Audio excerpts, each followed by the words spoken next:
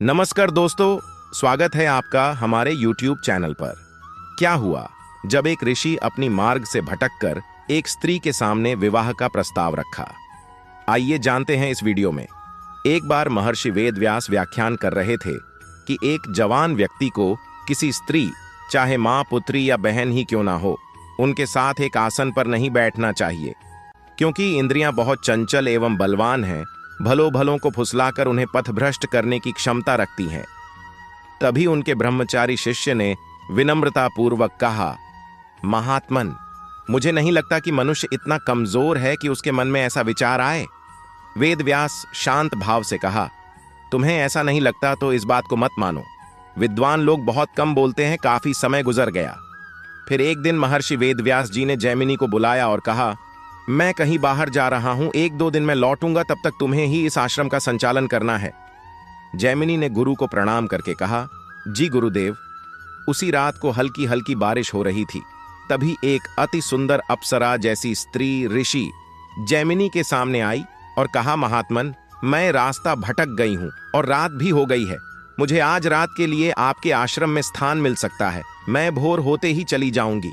जैमिनी ने सोचा, रात हो गई है और एक अकेली स्त्री जंगल में कहाँ जाएगी, इसका भी नुकसान हो सकता है। फिर जैमिनी ने कहा, तो ठीक है, आप एक खाली कुटिया में रुक जाइए और कोई भी आए तो भोर से पहले दरवाजा मत खोलना। इतना कहकर ऋषि जैमिनी वहां से चल दिए और अपनी कुटिया में आ गए। तभी उनकी बुद्धि घूमी और उन्होंने सोचा, मैंने उस स्त्री का नाम तो पूछा ही नहीं, उसने कुछ खाया होगा कि नहीं, वह कहां से आई है। ऐसे ही काम जनित भाव भी उनके मन में आए। वह उठे और दौड़कर उस स्त्री की कुटिया के पास पहुंचकर दरवाजा पीटने लगे।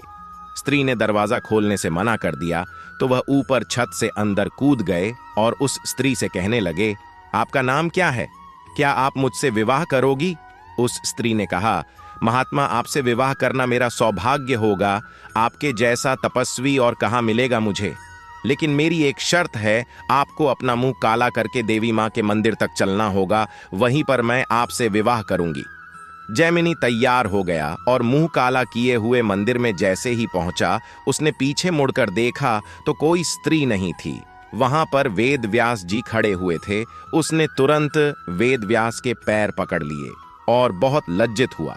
उसे अब सब कुछ समझ आ गया था। उसने कहा, अगर मेरा जैसा ब्रह्मचारी भटक सकता है तो आम जनता का क्या हाल होगा। आपने उचित कहा था, इंद्रियां बहुत प्रबल होती है। हमारा ध्यान जैसे ही भटका, वे हमें दबोच लेती हैं और गलत कृत्य करा देती है। लेकिन इनसे बचने के लिए प्रभु भक्ति और अपने गुरु की बात पर कभी शंका नहीं करनी चाहिए और अपने मन को सदैव अपने वश में रखना चाहिए। तभी आप काम रूपी शत्रु से बच सकते हो।